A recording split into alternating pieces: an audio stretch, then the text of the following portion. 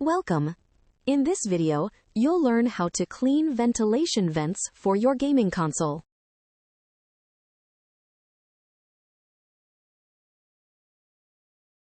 Begin by turning off the gaming console with the main power button before cleaning the vents.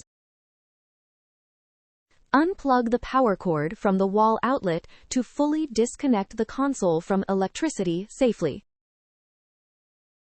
Place the console on a flat surface with the ventilation vents facing upward for cleaning.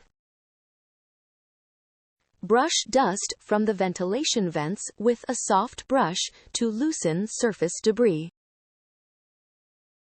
Blow compressed air across the ventilation vents to clear fine dust from the openings and corners. Wipe the exterior around the vents with a soft cloth to remove loosened dust completely. Plug the power cord back into the wall outlet to restore power to the console.